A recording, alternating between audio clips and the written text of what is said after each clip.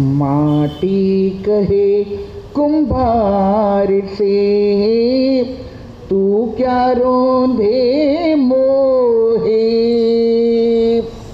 एक दिन ऐसा आएगा, मैं रोंदूंगी तो है। माटी कहे कुम्हार से, तू क्या रोंदे मोहे।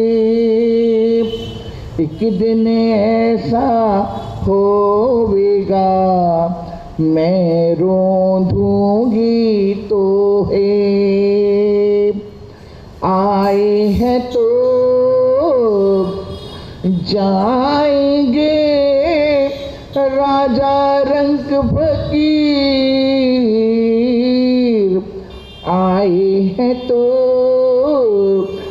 जाएंगे, राजा रंग फकीर। एक सिंहासन चढ़ चढ़े, एक बंदे जंजीर। एक सिंहासन चढ़ चढ़े, एक बंदे जंजीर। निर्बल को न सताइए, जाकी मोटी हाय। निर्बल को न सताइए, जाकी मोटी हाय। बिना जीव के हाय से लोहा भस्म हो जाए। बिना जीव के हाय से लोहा भस्म हो जाए। माटी कहे कुम्हार से, तू क्या रोंधे मोहे। एक दिन ऐसा होवेगा, मैं रोंदूंगी तो है। पत्ता टूटा डाली से, ले गई पवन उड़ाए। पत्ता टूटा डाली से, ले गई पवन उड़ाए। अब के बिछड़े कब मिलेंगे, दूर पड़े संसार। अब के बिछड़े कब मिलेंगे, दूर पड़े संसार। सुख में सुमरन सब करे, दुख में करे न कोई। जो सुख में सुमरन करे, तो दुख काहे को। जो सुख में सुमरन करे, तो दुख काहे को। माटी कहे कुम्हार से, तू क्या रोंधे मोय। एक दिन ऐसा होवेगा, मैं रोंदूंगी तो। ओ हाँ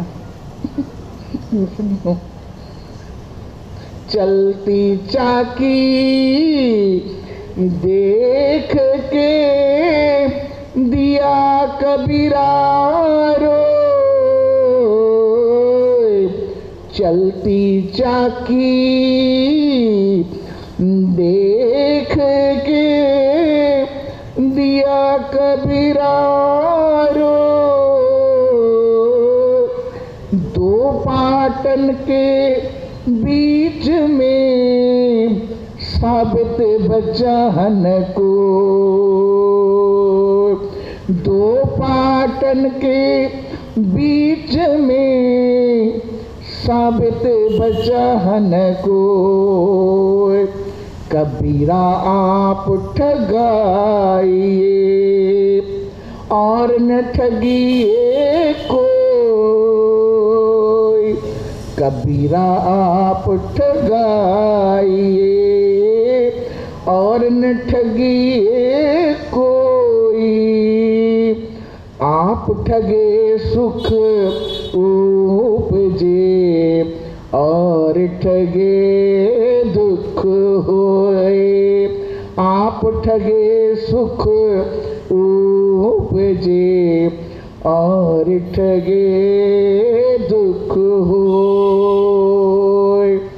माटी कहे कुम्हार से तू क्या रोंदे मोहे। एक दिन ऐसा होवेगा मैं रोंदूंगी तो है। एक दिन ऐसा होवेगा मैं रोंदूंगी तो। बोल सद्गुरुदेव भगवान की।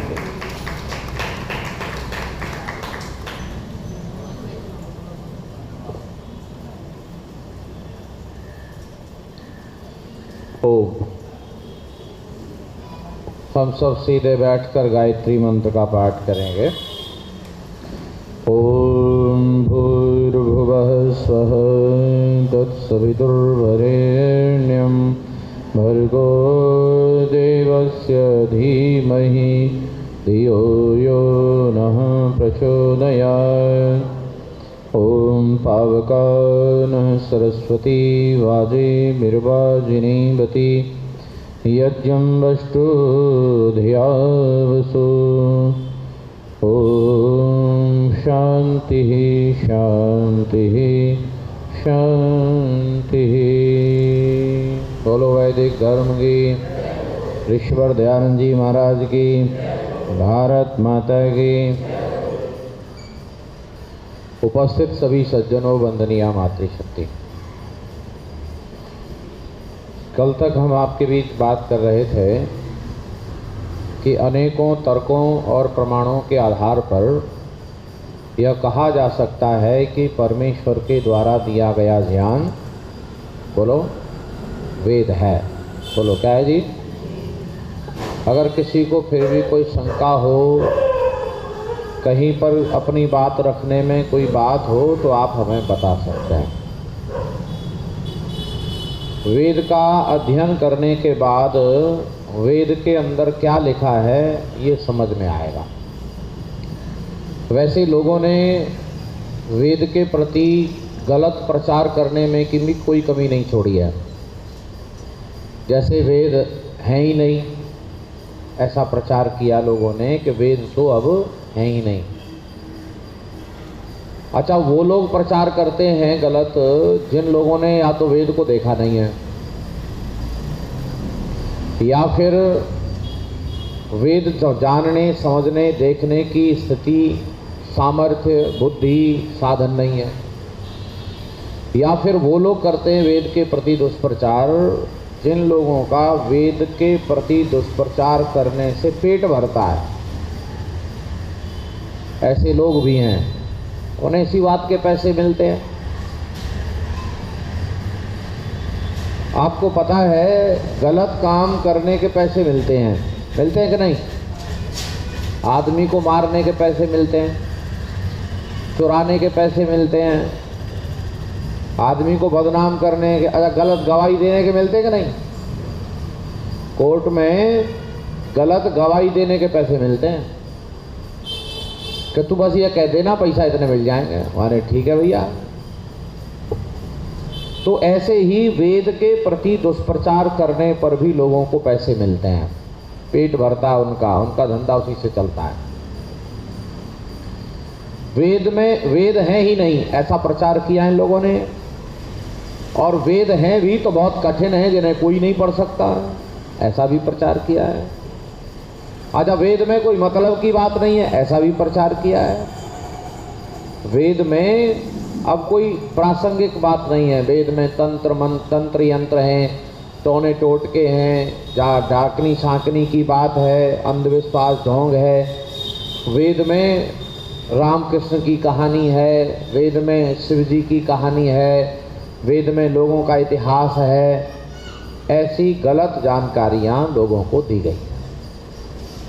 वेद के प्रति आपका जो विचार है वो स्पष्ट होना चाहिए कि वेद संसार में हैं और कभी विलुप्त नहीं हो सकते, क्योंकि वेद नित्य ज्ञान है।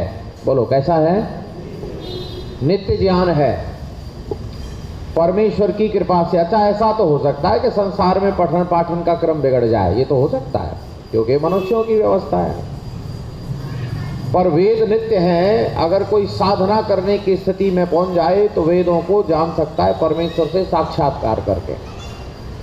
इसीलिए वेद नित्य हैं। वेदों में कहानियां नहीं हैं, राम की कहानी, कृष्ण की कहानी, भूत प्रेत की बात, तंत्र मंत्र, ये नहीं है। वेद में क्या है? सिद्धांत हैं। बोलो क्या है? वेद में ज्ञान है, वेद में सारे संसार की जानकारी है।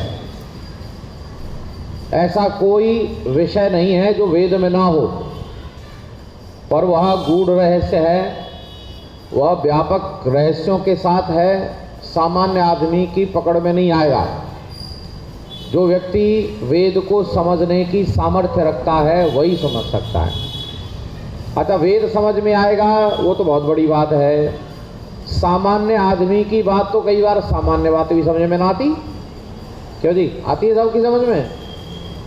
हम जो प्रवचन करते हैं कई बार लोग कहते हैं आज की बात तो हमारी समझ में ही नहीं आई, सिर के ऊपर उतर गई, जबकि मैं कठिन से सरल बनाने की कोशिश करता हूँ। तो वेद की बातें कितनी रहस्यात्मक होंगी। इसीलिए वेद को समझने के लिए ऋषि दयानंद की बड़ी कृपा हुई कि उन्होंने वेद का भाष्य करके दे दिया।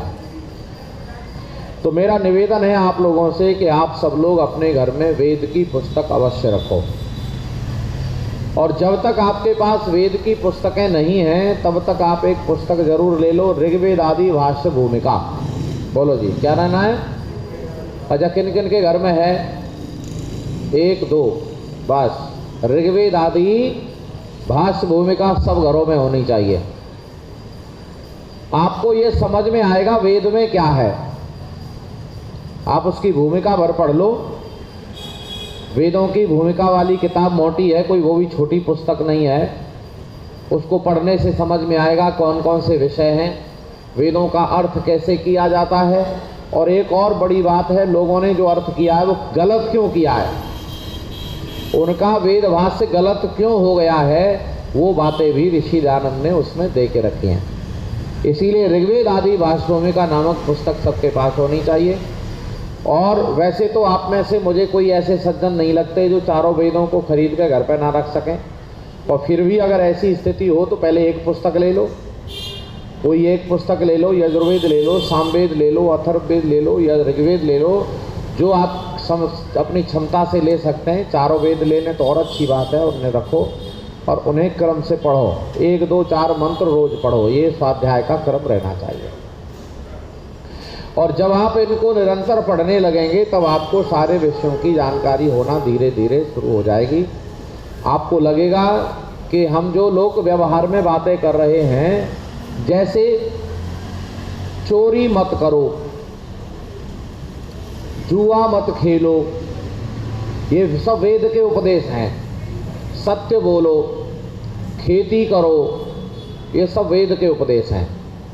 महिलाओं की रक्षा करो, महिलाएं संतान को संस्कारित करें, भाई भाई से द्वेष ना करे, भाई बहन से द्वेष ना करे, माता पिता का आदर करो, पिता आदर्श जीवन बनाए। ये सारे स्लोगन्स वेद से ही निकले हैं। वो अलग बात है आज हम वेदों को जानते नहीं हैं, इसीलिए पता ही नहीं चलता। ये किसी ने कोई लाइन कह दी तो लगता उसी ने कही है। जैसे किसी ने कहा मेहनत करो तो वो ये समझते इसके घर की बात है, यही बता रहा है, इससे पहले तो किसी ने बताई नहीं होगी। ऐसा नहीं है, वेद पहले से ही कह रहा है पुरुषार्थ करो, सारे संसार भर का जितना ज्ञान सद ज्ञान है वो सब वेद से आया है। अब आगे 2-4 दिन का समय रह गया है, हम कुछ बातें आपको वेद से निकाल करके बताएंगे। और आज हम चर्चा करेंगे वेद की, कि वेद में गुरु मंत्र गायत्री है। बोलो जोर से, क्या है? गुरु मंत्र गायत्री है। इसे गायत्री मंत्र कहते हैं क्योंकि यह गायत्री छंद में बना हुआ है। छंद कितने होते हैं वेद में? क्या होता है छंद? जानते हैं आप छंद? छंद कहते हैं कविता का प्रकार। बोलो जी, क्या है? जैसे हिंदी में आप दोहा, सोरठा, चौपाई ये जानते हैं, ऐसे ही संस्कृत में छंद कहते हैं। जैसे गायत्री छंद है, त्रिष्टुप छंद है, जगती छंद है, पंक्ति छंद है, ऐसे अनेक प्रकार के छंद होते हैं। और ये मात्रा के अनुसार होते हैं, अक्षरों के अनुसार होते हैं। तो जिसमें 24 अक्षर होते हैं उसको गायत्री छंद कहा जाता है। शन्नो देवी रविष्टय आपो भवन्तु पीतये संयो रवि स्रवन्तु न, ये भी गायत्री छंद है। उपत्वाग्ने देवे देवे दोषावस्त्र ध्यावयम नमो वरन्तेमसि, ये भी गायत्री छंद है। ये छोटा छंद है, सरलता से याद हो जाता है, जिनके गाने से व्यक्ति तर जाता है उसे गायत्री कहते हैं। इसे सविता मंत्र भी कहते हैं। सविता कहते हैं प्रेरणा देने वाला, तो इसीलिए इसको सविता मंत्र भी कहते हैं। और यह परमेश्वर के द्वारा प्रदत्त मंत्र है जाप के लिए, इसीलिए इसको गुरु मंत्र भी कहा गया है।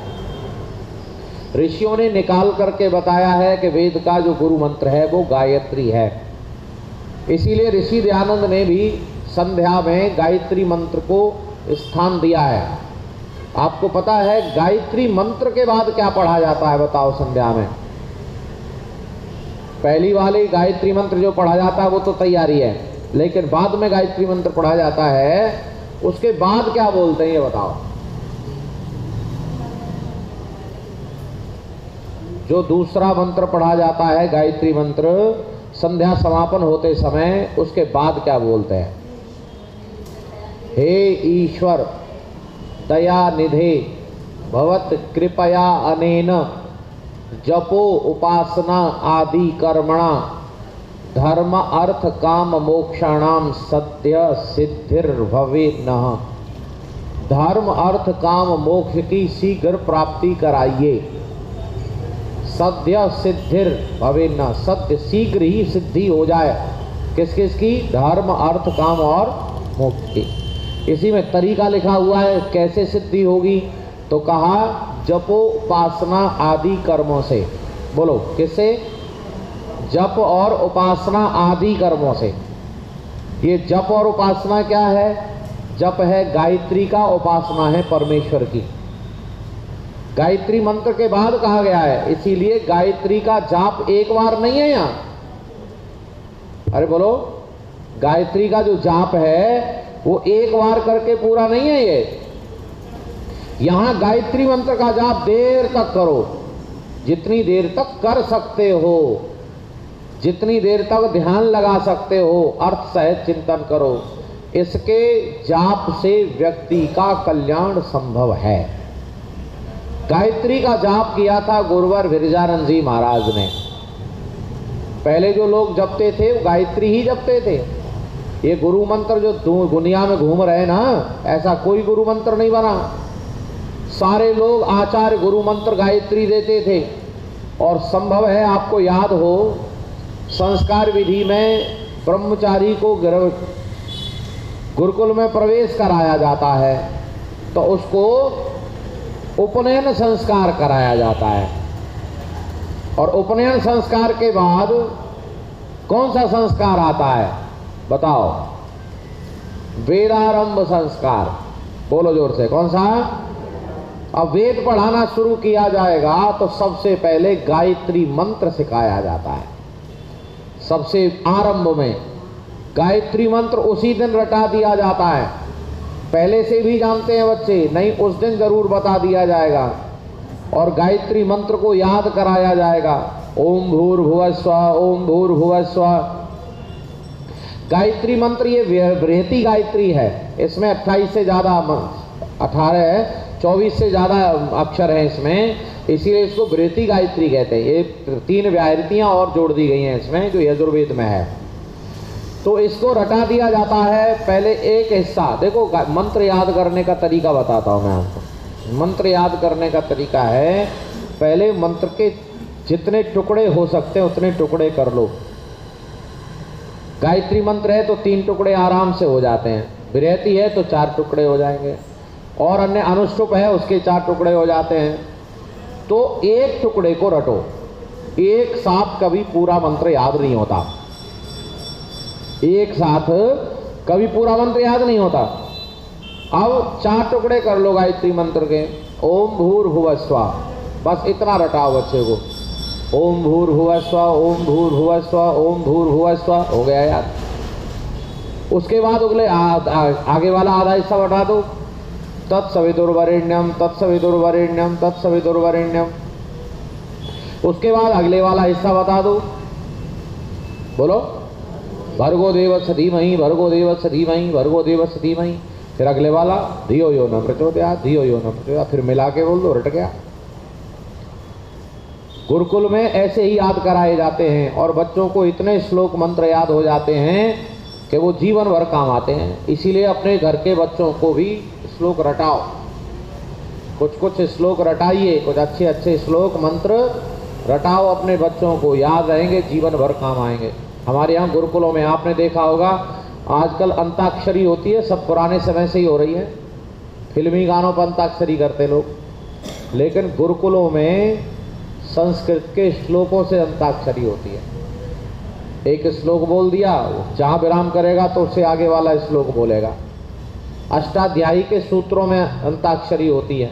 अष्टाध्यायी का एक सूत्र बोल दिया, दूसरा वो बोलेगा, उसके जहाँ समापन हो रहा है। ये है तरीका। अच्छा, कि कौन ही होशियार होंगे बच्चे, तो फिल्मी गानों पर अंताक्षरी हुई तो फिल्मी गाने याद करेंगे। इसीलिए बच्चों को याद कराओ। गुरुकुल में प्रवेश करा करके सबसे पहले मंत्र दिया जाता है और पूछा जाता है कि बताओ कस्य ब्रह्मचारी असी, कि तुम किसके ब्रह्मचारी हो। तो वो कहता है भवतः, मैं आपका ब्रह्मचारी हूँ। तो स्वीकार कर लेता है कि आप मेरे आचार्य हैं, आप मेरे गुरुजी हैं, आज से मैं आपकी देख रेख में रहूँगा, आप मुझे जैसा जैसा बताएंगे वैसा वैसा मैं करता रहूँगा। वैसे मैं आपको एक दिन बता रहा था, लोग आजकल गुरु बनना चाहते, आचार्य, शिष्य कोई बनना ही नहीं चाहता। शिष्य नहीं बनते लोग, काम चलाते हैं, बात सुनते हैं, जानकारी लेते हैं, फिर उसका सम्मान नहीं करते और अपने नाम से मोहर लगा करके पास करने लग जाते हैं। मैं ठीक कह रहा हूँ ना? इसीलिए जिनसे जानकारी मिलती है उनका आदर करना, उनका मान करना हमारा कर्तव्य होता है।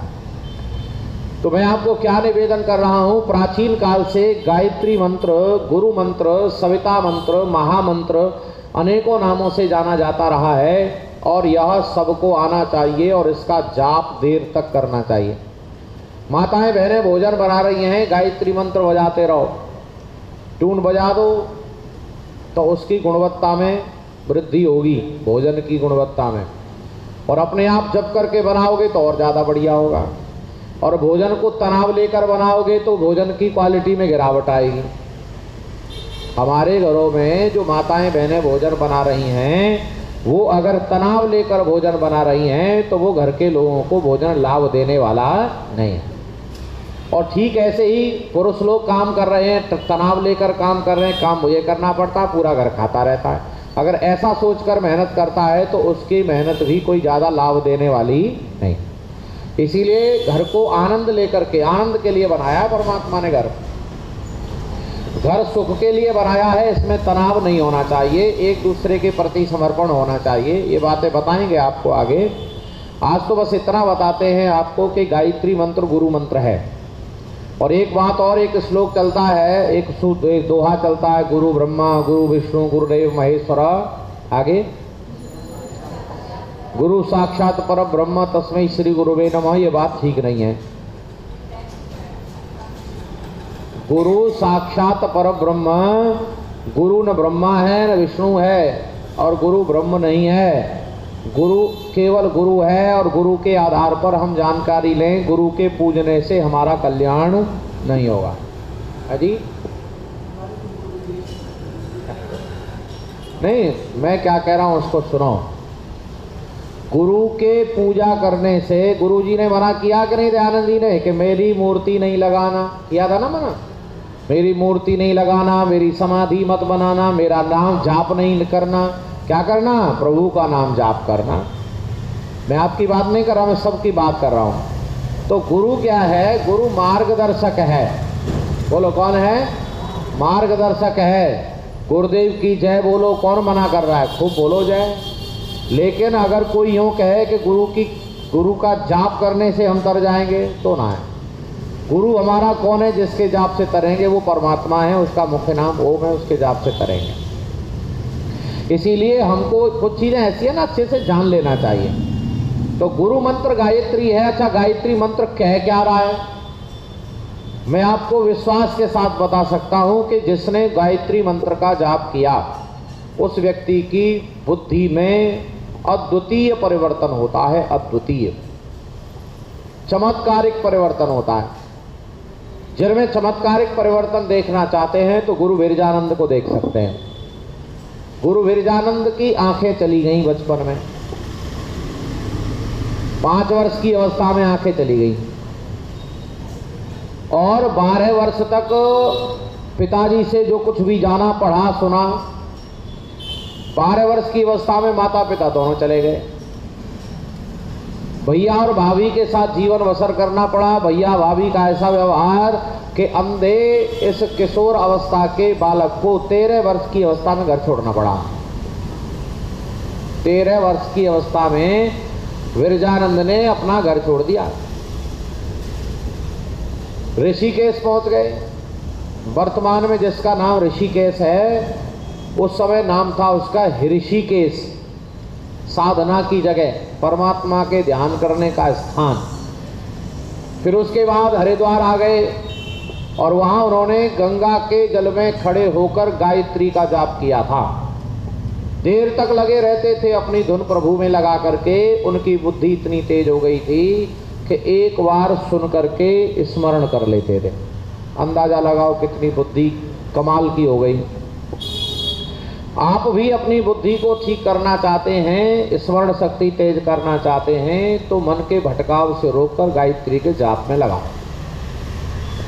गायत्री का जाप करने क्या आधार क्या है, कैसे जाप करें? तो देखो, गायत्री मंत्र का जाप क्या, कोई भी जाप होता है, सबसे पहले वाचिक जाप होता है। वाचिक बोलो, कैसा?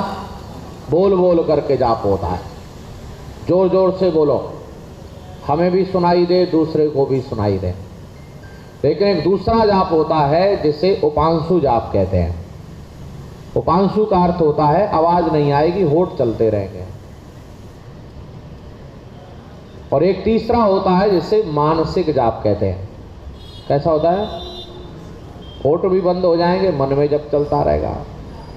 और एक जाप और ऐसा होता है कि वह साधना की ओर बढ़ने लगता है। माला से जो जाप करते वो जाप नहीं करते। माला से जाप हो ही नहीं सकता। फिर से सुनो, मैं एक तर्क बता रहा हूं आपको। जो लोग माला से जाप करते हैं वह क्यों नहीं कर सकते माला से जाप? क्योंकि मन एक समय में एक काम करता है। अगर माला पर ध्यान रहेगा तो जाप नहीं होगा, और जाप पे ध्यान रहेगा तो माला पे नहीं रहेगा।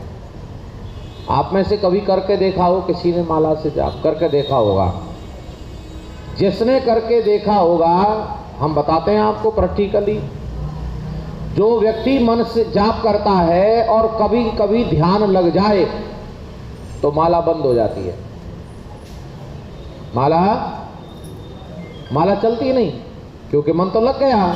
अब इसे कौन चलाएगा? ये भी तो मन से चलता है हाथ। और अगर माला पर ध्यान है तो ध्यान लगेगा नहीं। इसीलिए माला से जाप नहीं करना है, गिनती से जाप नहीं करना है। जितनी देर का समय लगे, मन लगे, मन ज़्यादा लग रहा है तो समझो आनंद आ रहा है, सही दिन चल रहे हैं। मन ना लगे तो समझो गड़बड़ी है, उसे रोको। और ध्यान उसका लगता है जो व्यक्ति जीवन पवित्र रखता है। ध्यान किसका लगता है? बोलो। जो व्यक्ति जीवन पवित्र रखता है। और जो व्यक्ति जो गलती कर देता है वही गलती ध्यान में आने लगती है। एक व्यक्ति से कहा तू गायत्री का जाप किया कर, गुरुजी के पास आ गया, गायत्री का जाप किया कर, ध्यान किया कर, बैठ कर आंखें बंद करके। उससे कहा ये गलत काम बंद कर देगा तो ध्यान लगेगा।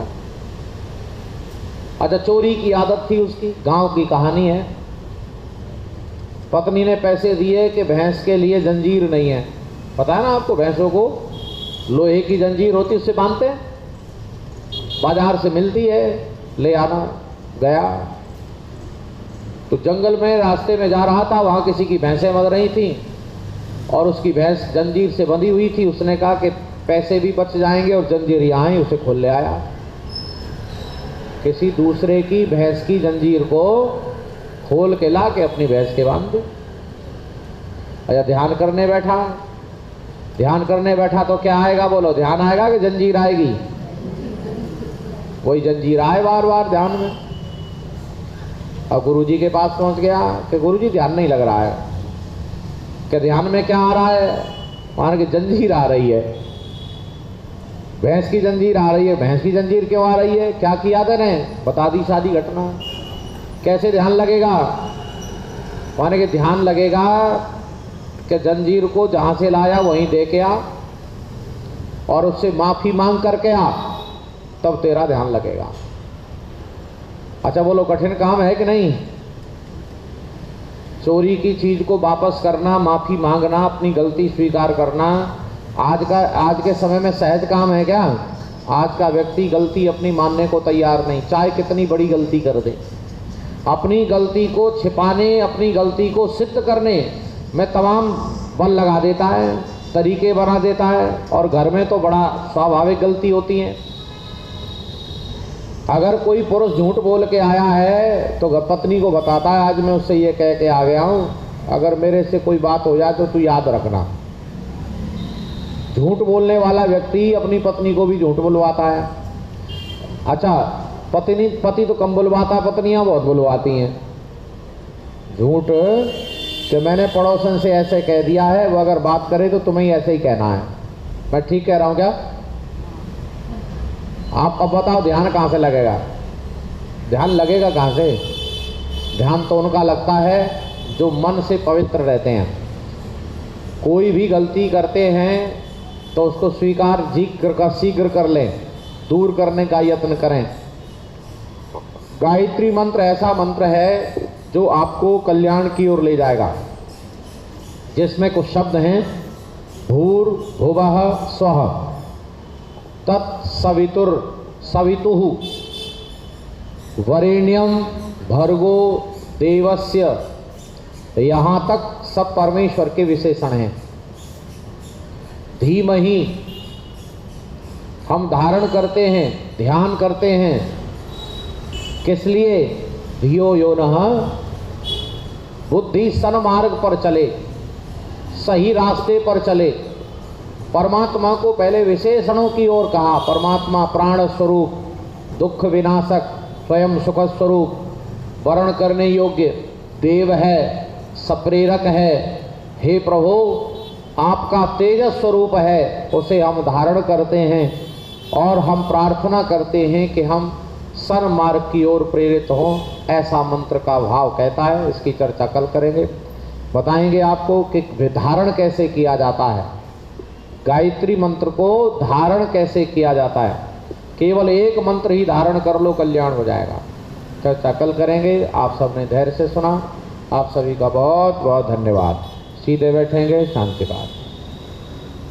ओम द्यौ शांतिरंतरिक्षं शांति पृथिवी शांतिरापः शांतिरोषधयः शांति वनस्पतयः शांतिर्विश्वे शांतिर्ब्रह्म शांति सर्वं शांति शांतिरेव शांति सामा।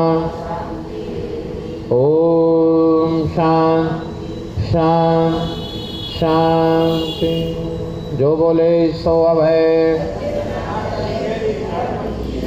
गुरुवर विरजानंद की जगत गुरु महर्षि देव दयानंद की, मर्यादा पुरुषोत्तम श्री रामचंद्र की, योगीराज श्री कृष्णचंद्र महाराज की, महर्षि पतंजलि की, महामुनि पाणिनि की, देश और धर्म पर बलिदान होने वाले वीर वीरांगनाओं की, भारत माता की, गौ माता का, आर्य समाज, वेद की ज्योति, ओम का झंडा, जो बोले सो अभय,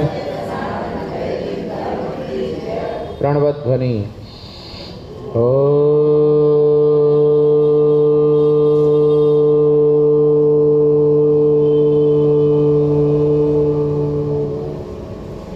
वैदिक अभिवादन सभी को सादर नमस्ते जी।